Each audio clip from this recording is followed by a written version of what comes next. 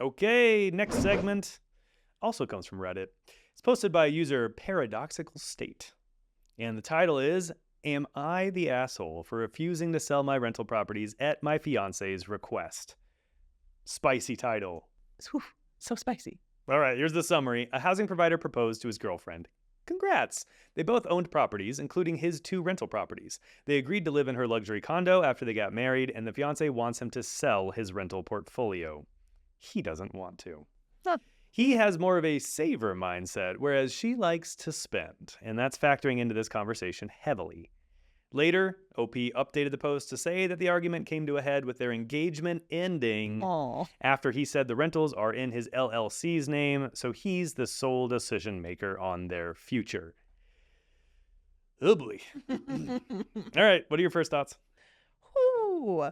It's better to have these arguments before you go through the rigmarole of getting married than to find out afterward when I assume the assets would be in both people's names.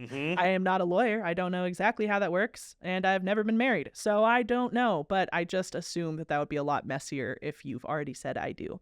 So since they said I don't, at least they've got that going for them. At least they got that going for him. Well, and I just wanted to dig into how long this guy had owned those properties. And he says, I got them as part of a screaming package deal about 12 years ago when you couldn't give property away in that neighborhood. I now rent the duplex to a couple of Hispanic families, best renters ever, and I rent half of the factory building to a guy who does HVAC and the other half to some microbrewery hipsters. Those damn hipsters. I love his characterizations of all of his renters. But he's always had them, or at least one of these, for over 12 years. That is some nice equity built up, but it also sounds like he has an awesome renter. Why give up a good thing before you need to? If you've got a great renter and you don't necessarily need the money, you don't need to tap into the equity of selling that property, then yeah, I would agree. Why sell it? Why mess with it? Why mess with it? And digging in as well over here, I like that he says, I could lose my job tomorrow and not even blink because of his rental income.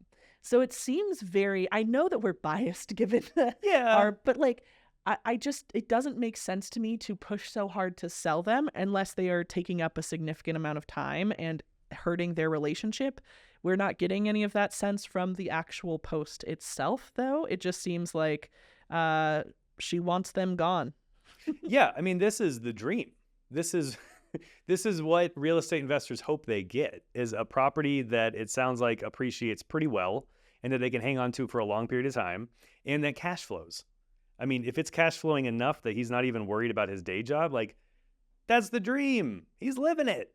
That's fantastic. And also he notes here that he's 36. So, assuming he is not looking to retire, that is awesome income. There's no reason to mess with that income, in my opinion. Yeah, I'm inclined to agree. It's unfortunate that it seems like their conversations about this topic really devolved into some swearing and mean language. No! So to his original question, if he's the asshole for refusing to sell, I would say probably not. No. But how he had that conversation with his fiance could have been a yes. Just looking at the rest of the post. Yeah, sure. Mm-hmm. Well, and it's an interesting characterization too to say I'm a saver and she's a spender. Because doesn't he say she also owns? She owns a property herself, not a rental. But it's not a rental. I gotcha. So maybe she's just not one for the landlord mindset. But everything he said about his rental properties, she doesn't need to be. I mean, it sounds like he's not even doing that much. Yeah, it seems pretty straightforward. There aren't any of the typical flags that we see with, tenants requiring a lot of assistance, a lot of hands-on time. And I think it really boils down to how these two people view money and the way that they want to go about making it. And that can truly make or break a relationship. So absolutely, a marriage. So, maybe the fact that the engagement is off is okay. Yeah. This brought up some red flags that may have shown themselves at some other point in their relationship.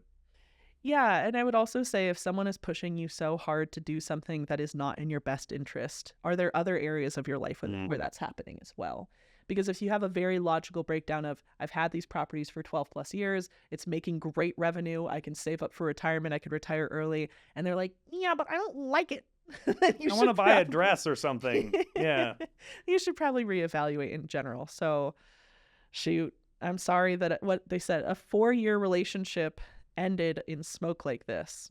But sometimes that's just how the cookie crumbles. Because he's hanging on to these rental properties, he can buy so many more cookies. I heard to say you can buy a new fiance.